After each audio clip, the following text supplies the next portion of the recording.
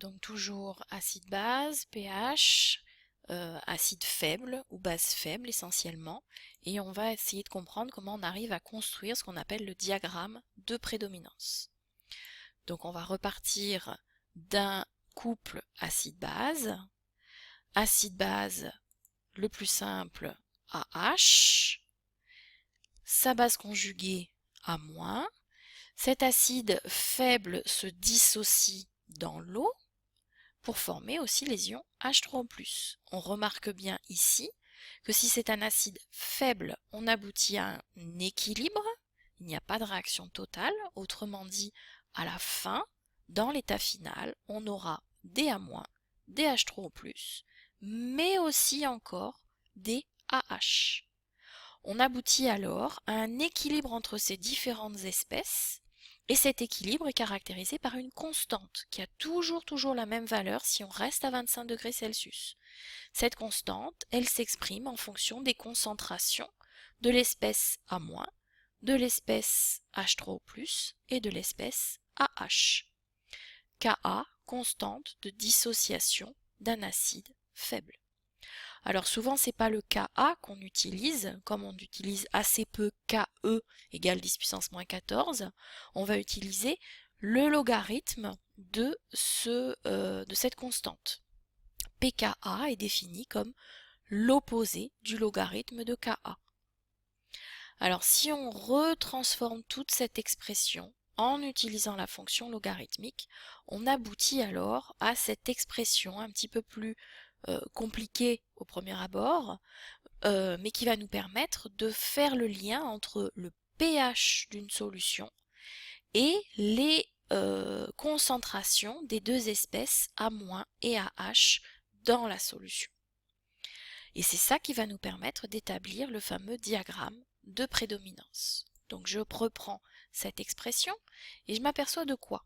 La première chose, c'est que pH et pKa, finalement, sont représentés de la même façon dans cette expression, donc ils vont avoir la même unité.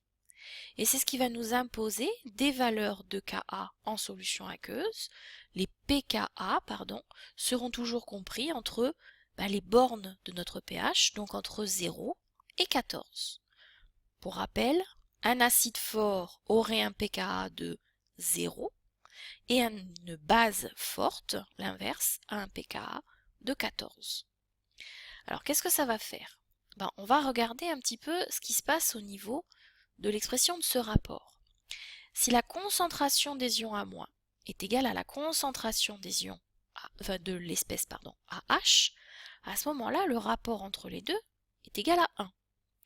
Et le logarithme, si on tape sur sa machine, on s'aperçoit que le logarithme de 1, ça fait 0. Du coup, qu'est-ce qu'on va avoir? Tout ça qui s'en va, et il nous reste pH égale pKa. Et c'est une frontière que l'on va se poser sur notre axe de pH de 0 jusqu'à 14. Donc deux domaines vont être délimités par cette frontière pH égale pKa qui correspond à l'égalité entre ces deux concentrations. Alors si on reprend ce même rapport, imaginez que A- est en plus petite quantité que AH. Donc ici, la concentration de A- est plus faible que la concentration de AH. Ce rapport est plus petit que 1. Le logarithme devient négatif et donc pH sera plus petit que pKa. Inversement, si l'espèce A- est en plus grande quantité, sa concentration est supérieure à la concentration de l'espèce AH, le rapport entre les deux est supérieur à 1, le logarithme est positif. Et du coup, pH devient égal à pKa plus quelque chose, pH est supérieur à pKa. Là, on a tout ce qu'il faut pour construire le diagramme de prédominance. Ce diagramme de prédominance, c'est une échelle qui représente le pH, donc avec sa borne inférieure, 0, sa borne supérieure, 14. Une valeur de pKa qui nous est donnée, ici c'est 4,2 pour je ne sais pas quel acide faible qui est fourni. Et puis avec cette frontière, on va déterminer deux domaines de prédominance. Si pH est plus petit que pKa, on est ici. la concentration de AH est supérieure à la concentration de A-, AH étant plus grande quantité, on dit qu'il prédomine dans la solution. Inversement, si on se trouve dans ce domaine-là, où pH est supérieur à pKa, on a l'espèce A- qui est en plus grande quantité que l'espèce AH, la concentration de A- est plus grande que la concentration de AH. On dit que A- prédomine. Un diagramme comme ça, il faut savoir le construire à partir de la valeur de pKa qui va être donnée. Quelle est l'application de ceci? L'application, la première, est liée à ces espèces qui changent de couleur en fonction du pH. Un indicateur coloré, c'est un couple acide-base, HIND, IND-, et les deux formes ont deux couleurs différentes. Donc on construit son diagramme de prédominance, l'axe de pH, il manquerait un 0 ici et un 14 ici, ça sera encore mieux.